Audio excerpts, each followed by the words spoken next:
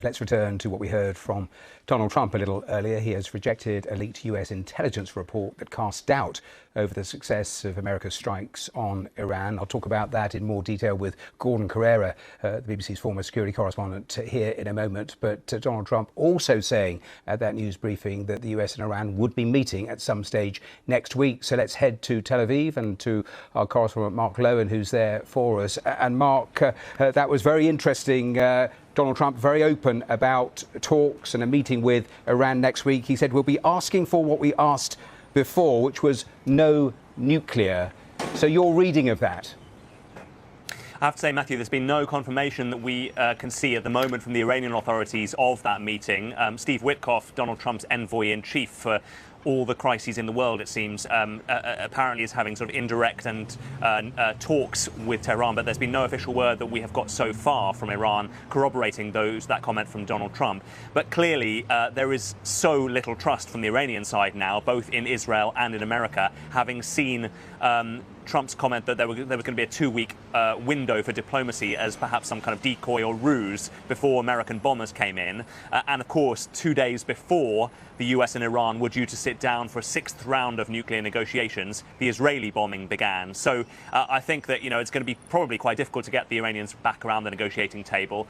And on top of that, you've got to bear in mind, Matthew, that for so long, for decades, the nuclear program has been a symbol of independence and sovereignty for the Iranians, also a negotiating tool with the West. So, if Donald Trump is kind of triumphantly saying that actually that program has been destroyed, well, how much are the Iranians going to want to talk to the Americans at the moment, having been so incredibly damaged by what has happened? I mean, our chief international correspondent, Lyse Doucet, has sent this report after crossing the border into Iran. She is allowed to report from there on condition that none of her reports are used on the BBC's Persian service. This law from Iranian authorities applies to all international media agencies operating in Iran. Day 2 of the ceasefire, and despite its shaky start, it seems to be holding, and traffic is starting to return to the streets of Tehran. The city is starting to look like itself, but so many of the cafes, the shops, the government offices are still shut. So many residents fled this city once Israeli attacks started, and they seem to be waiting until the end of the Iranian weekend, which starts tomorrow, to see whether it truly holds. But some rhythms of life are returning. The internet is coming back, and with it, the social media platforms are filling up with strongly worded posts. Some Iranians praising their government, others protesting. And this kind of conversation in private and public is certain to intensify. What happens outside also matters too, most of all in Washington with President Trump, but across this region too and far beyond. As enormously relieved as Iranians are that there is a ceasefire, many are also asking, how long will it last?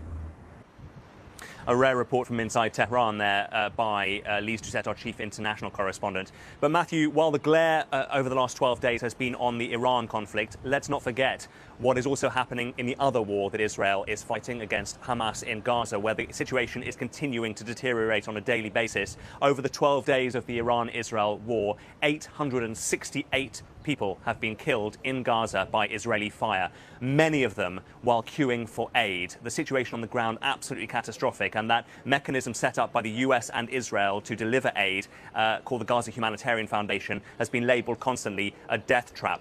Also, the casualties are mounting on the Israeli side. In the last 24 hours, 7 Israeli soldiers were killed by an improvised explosive device blowing up their armored vehicle inside Gaza. And that takes the total number of Israeli soldiers killed since the ground offensive against Hamas in Gaza began to 440.